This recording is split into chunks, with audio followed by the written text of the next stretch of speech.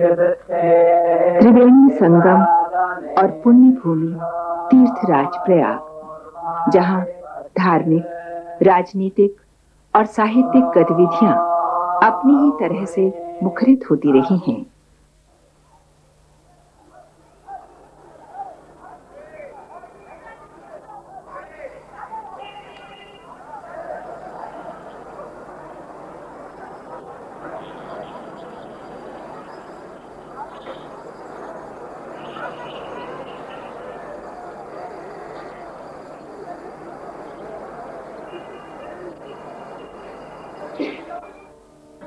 यहाँ की इमारतों, गली कूचों, सड़कों के साथ जुड़ी है स्वतंत्रता आंदोलन की अगुवाई की कहानियां। अनगिनत यहाँ जन्म लेकर सर्वत्र दीप ज्योति प्रज्वलित की है।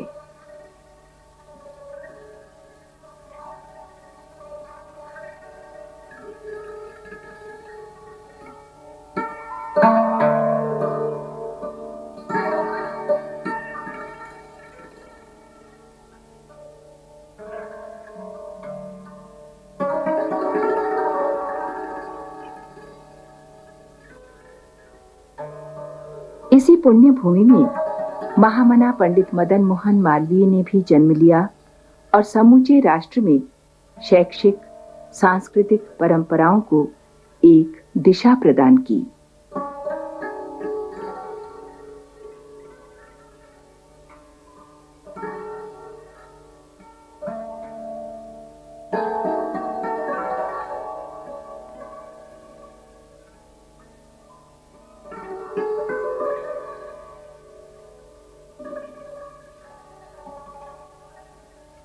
प्रयाग की इस पुरानी बस्ती अहियापुर स्थित भारती भवन के कूंचा सामलदास के इस छोटे से मकान में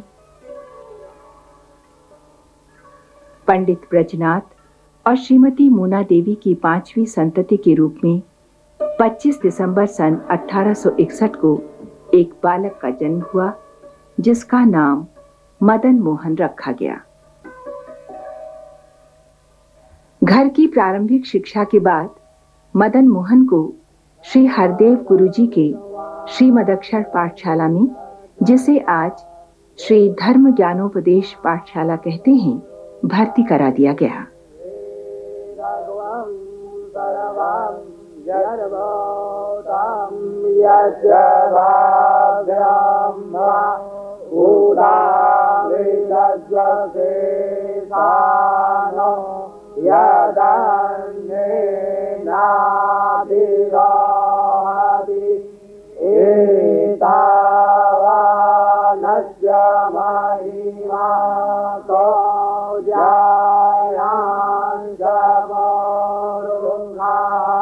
धर्म ज्ञानोपदेश पाठशाला जो है हरदेव गुरु ने स्थापित किया था। वो ऐसे महान थे, त्यागी आदमी, कि वो सिर्फ शाम को 2 पूरी और दही खाते थे, और जो कोई आदमी आता रहता था उसके पीछे वो टकटकी लगा करके उन्होंने ओम हरि ओम हरि ओम हरि कहा। उसने अगर सुन लिया और दिला दिया तो ठीक है, नहीं तो घर लौट के चले आए पाठशाला में। हरदेव गुरु, वो हरदेव गुरु थे, उन्होंने स्थापित किया धर्म ज्ञानोपदेश। हमारी सबसे पहले मुलाकात उनकी वही थी, मालवीय जी की। वैसे तो हमने देखा है, मगर सबसे पहले उनका भाषण या कोई चीज़ हमें सुनने का सौभाग्य हमको अपने दादा साहब लाला सावन लाल जी साथ भैया, और हम वहाँ गए, उनके घर के पास गए। उनके घर के पास जो बड़ा हॉल है उसमें उनकी कथा हो रही थी। उन्होंने शायद हमें समझ में आता है ये रामायण, तुलसीकृत रामायण का कुछ भाषण पढ़ा, और वो इतना सुंदर था, इतना प्रभावित मैं भैया कि मैं आपसे नहीं कह सकता। वो उनकी वाणी में मधुरता और धीरता, और जो थे सबके आंखों में आंसू भर रहे थे जिस वक्त उन्होंने रामायण सुनी। मैट्रिक परीक्षा पास करने के उपरांत उनका विवाह कुंदन देवी के साथ हो गया। उसी समय उनका प्रवेश म्योर सेंट्रल कॉलेज में हो गया और सन 1881 में उन्होंने FA की परीक्षा पास की और सन 1884 में उन्होंने बीए की परीक्षा पास कर ली।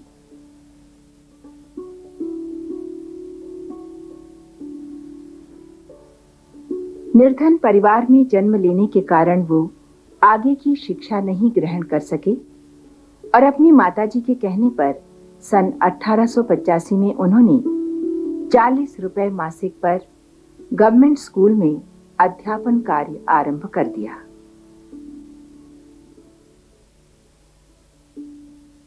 अठारह की द्वितीय कांग्रेस में मालवीय जी कलकत्ते गए हुए थे। वहां उनकी डॉक्टर रामपाल सिंह जी से मुलाकात हुई, राजा रामपाल सिंह जी से, और राजा रामपाल सिंह के आग्रह पर उन्होंने काला काकर में जाके हिंदुस्तान पत्र का संपादन करना स्वीकार किया। किंतु उन्होंने एक शर्त राजा रामपाल सिंह जी के सम्मुख रखी थी।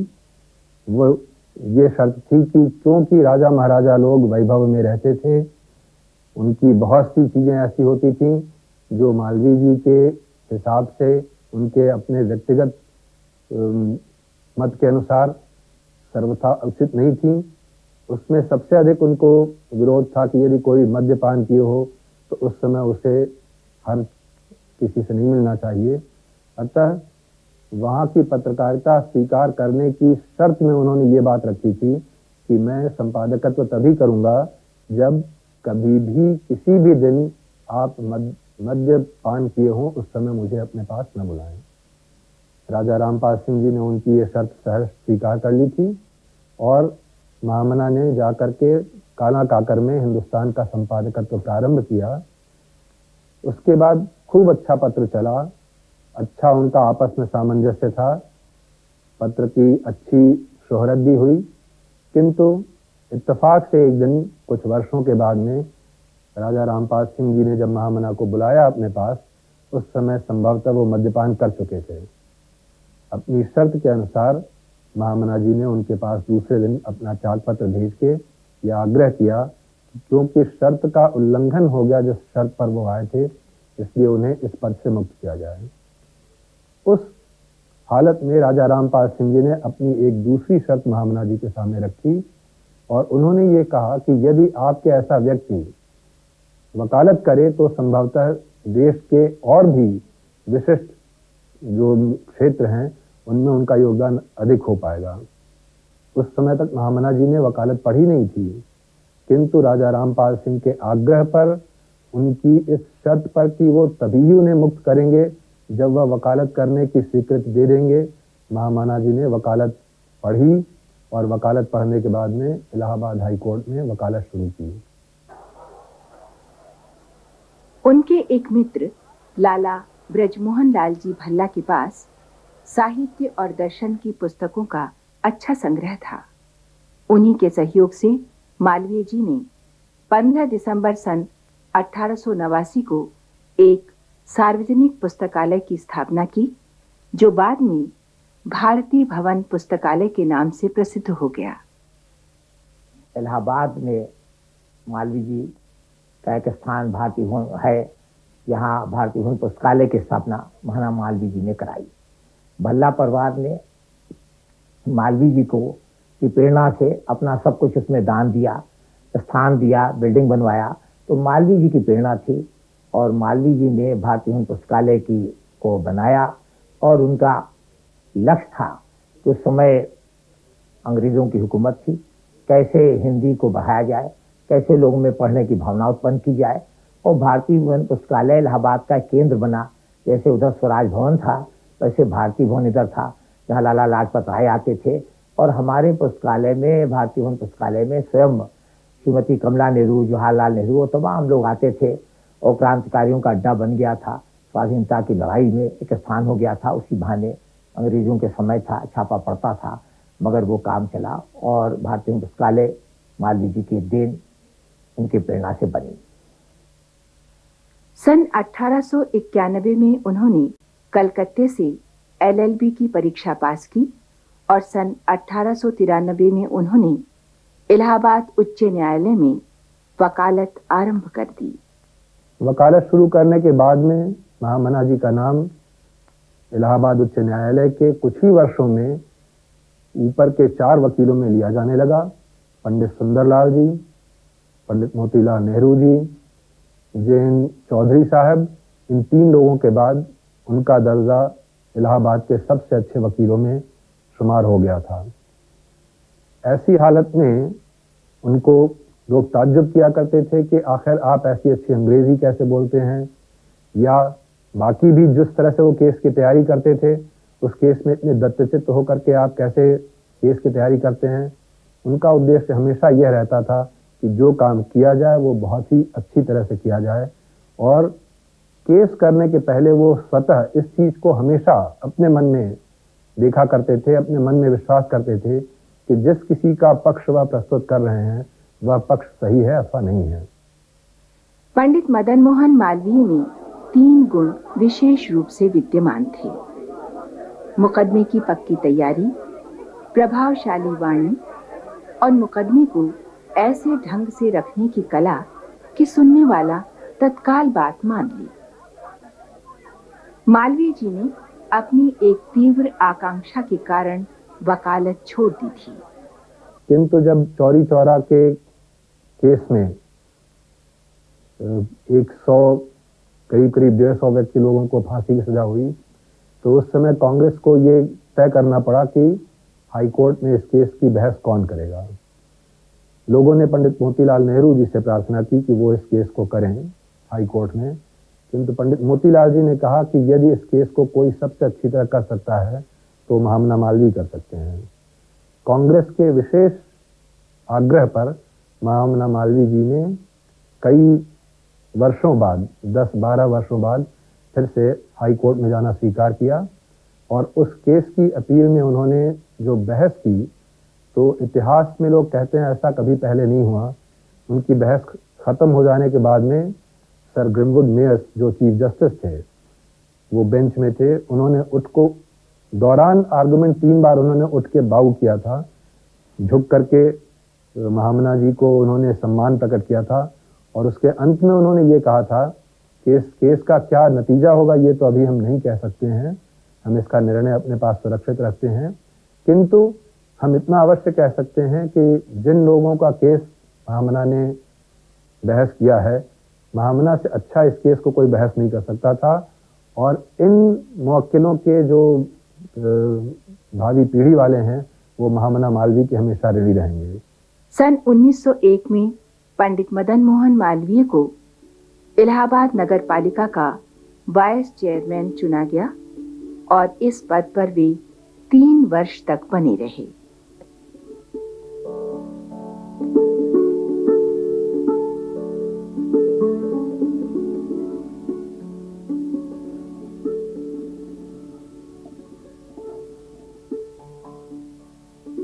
ये म्योर सेंट्रल कॉलेज उस जमाने में पाश्चात्य शिक्षा का प्रमुख केंद्र माना जाता था।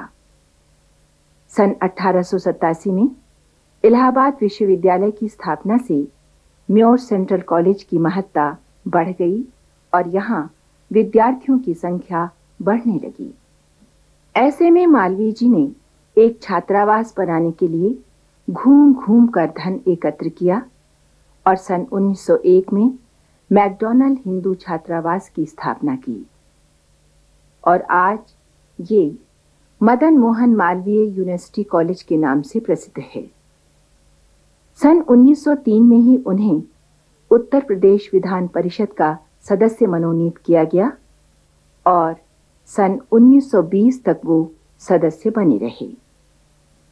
सन 1907 में उन्होंने दैनिक समाचार पत्र अभ्युदय का संपादन किया, और 24 अक्टूबर सन 1909 को उनके ही प्रयासों से अंग्रेजी समाचार पत्र द लीडर का जन्म हुआ। इस समाचार पत्र में कई उतार चढ़ाव आए। महामना मालवीय जी के प्रयासों से ये सतत संभलता निकलता रहा। सन 1910 में काशी नागरी प्रचारणी सभा में एक सभा हुई हिंदी के प्रेमियों को, और उन लोगों ने तय किया हिंदी के प्रचार और प्रसार के लिए एक संस्था की स्थापना हो। तो सन 1910 में हिंदी साहित्य सम्मेलन की प्रथम स्थापना काशी में हुई, और उसके वो सभापति थे, प्रथम काशी हिंदी साहित्य सम्मेलन के प्रथम सभापति थे। और उसके पश्चात जो है हिंदी साहित्य सम्मेलन के प्रयास के अधिवेशन में भी वो बराबर स्थायी समिति में आते थे, बैठते थे, रुचि लेते थे, सभापतित्व करते थे स्थायी समिति के बैठकों में। इलाहाबाद से उनका इतना घनिष्ठ संबंध था, भाई इलाहाबाद म्युनिसिपल बोर्ड के वो चेयरमैन थे, इलाहाबाद से प्रकाशित होने वाले लीडर प्रेस के जन्मदाता थे, लीडर अखबार के वो जन्मदाता थे, स्वयं पत्रकार थे, काला काकत से प्रकाशित होने वाले हिंदुस्तान अखबार के वो संपादक थे। तो उनका कई रूप है, वकील का रूप है, साहित्यकार का रूप है। और आपको जान के आश्चर्य होगा, मकरंद नाम से वो हिंदी में कविता भी लिखा करते थे।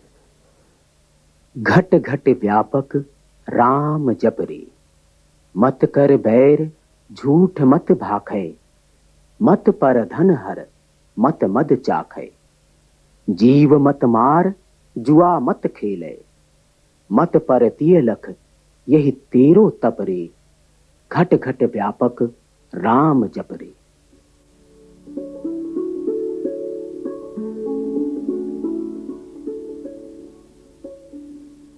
अपने पिताजी के कहने पर उन्होंने वकालत छोड़ी।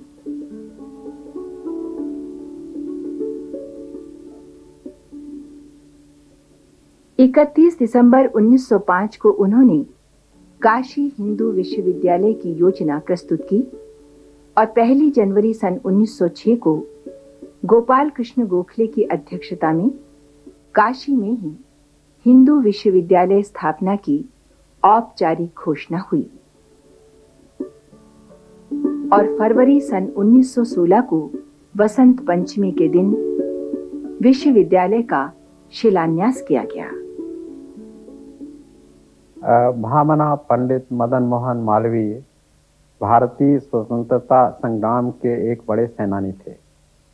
उनका ये विश्वास था कि भारत की स्वतंत्रता तभी सक्षम होगी जब भारत में कम से कम एक ऐसा विश्वविद्यालय होगा जिसके विद्यार्थी विश्व के विद्यार्थियों के बराबर रहेंगे सब तरह से। उनका ये भी सपना था कि भारतीय संस्कृति और भारतीय ज्ञान भंडार को अक्षुण्ण रखा जाए और एक ऐसे संस्थान विश्वविद्यालय की स्थापना की जाए जिसमें भारतीय संस्कृति और विज्ञान टेक्नोलॉजी का समवेश हो, सामंजस्य हो और हम एक ऐसी शिक्षा दे सकें जिससे हमारे विद्यार्थी विश्व के विद्यार्थियों के बराबर रहे, समतुल्य हों और अपनी संस्कृति को न भूलें, न अपने पुराने ज्ञान भंडार को भुला दें।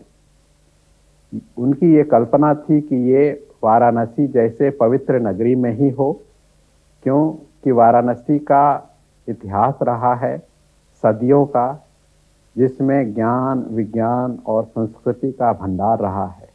उस समय भारत में जितने विश्वविद्यालय थे उन समय परीक्षाओं की प्रधानता थी, वो एफिलिएटिंग यूनिवर्सिटीज थे। उनका विश्वास था कि हमारा विश्वविद्यालय पुराने गुरुकुल के सिद्धांत पर, जहां आचार्य और शिक्षार्थी विद्यार्थी एक साथ रहते थे और जहां सामंजस्य था पठन और पाठन का, वैसी एक संस्था बनाई जाए, वैसा एक कैंपस हो जहां गुरु और शिष्य एक साथ रहें। आकर्षक व्यक्तित्व, मधुर वाणी, सिर पर श्वेत पगड़ी, माथे पर चंदन का टीका, श्वेत लंबा अंगरखा और श्वेत दुपट्टा धारण करने वाले महामना मालवीय जी की अपनी पहचान बन चुकी थी। उनका भाषण और ओजपूर्ण वाणी सुनने के लिए चाहे कलकत्ता में हो अथवा मद्रास में या फिर पंजाब में, सभी जगह भीड़ उमड़ पड़ती थी। इस घर को देखकर हम कहते हैं कि इसका रचने वाला कोई चतुर पुरुष था, जिसने रहने वालों के सुख के लिए जो जो प्रबंध आवश्यक था उसको विचार कर घर रचा। हमने रचने वाले को देखा भी नहीं, तो भी हमको निश्चय होता है कि घर का रचने वाला कोई था। जलियांवाला कांड के बाद महामना मालवीय जी ने गांधी जी और पंडित मोतीलाल नेहरू के साथ पंजाब की यात्रा की और वहां की जनता को शांति दिलाई।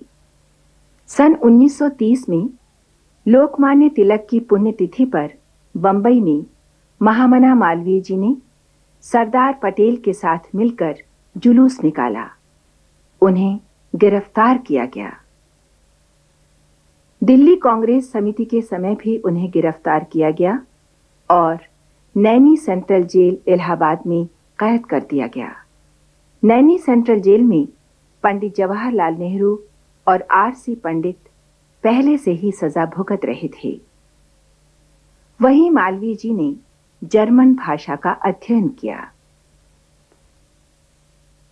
देश हित में महामना मालवीय जी ने तत्कालीन वायसराय इरविन को गोलमेज सम्मेलन बुलाने के लिए सहमत कर लिया और 70 वर्ष की वृद्धावस्था में 29 अगस्त सन 1931 को वो गांधी जी के साथ लंदन पहुंचे।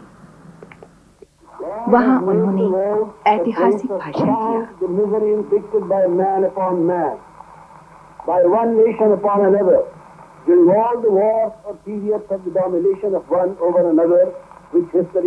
जब गांधी जी ने हरिजन आंदोलन चलाया तो महामना मालवीय जी ने भी पंडितों की सभा करके मंत्र दीक्षा का आयोजन किया और हरिजनों को हिंदू समाज में स्थान दिलाया। सन 1935 में उन्होंने लाहौर में मुसलमानों की सभा की और उर्दू में प्रभावशाली भाषण दिया। उन्होंने कहा कि अपने धर्म में मुझे बड़ी आस्था है, किंतु जब मैं किसी गिरजाघर अथवा मस्जिद के सामने से निकलता हूं तो मेरा सिर स्वयं ही श्रद्धा के साथ झुक जाता है। महामना यानी जिनका संकल्प सदा महान और लोक कल्याण की भावना से पूर्ण रहा हो, ऐसे मालवीय जी भारतीय राजनीति के अगुवा थे। उन्होंने सन 1942 के भारत छोड़ो आंदोलन में वृद्ध, बीमार और जर्जर होने के बावजूद ब्रिटिश हुकूमत का खुलकर विरोध किया।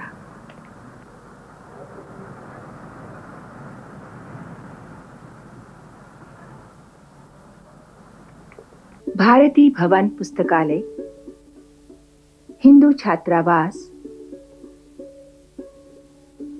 सेवा समिति, मिंटो पार्क और काशी हिंदू विश्वविद्यालय की स्थापना करने वाले महामना पंडित मदन मोहन मालवीय जी लगातार बीमार रहने के कारण जर्जर हो चुके थे। 12 नवंबर सन 1946 को 85 वर्ष की आयु में काशी में चरित्रबल, निर्लोभ, आत्मविश्वास, निर्भीकता, धैर्य, सहिष्णुता, निस्वार्थ सेवा, नम्रता, दानशीलता और क्षमाशीलता का पाठ पढ़ाने वाला भारत का ये सूर्य अस्त हो गया, किंतु अपने अनुपम व्यक्तित्व की अमिट छाप छोड़ गया। न तो हम कामये राज्यम न स्वर्गम न पुनर्भवम, कामये दुख तप्तानाम प्राणिनाम आर्तिनाशनम।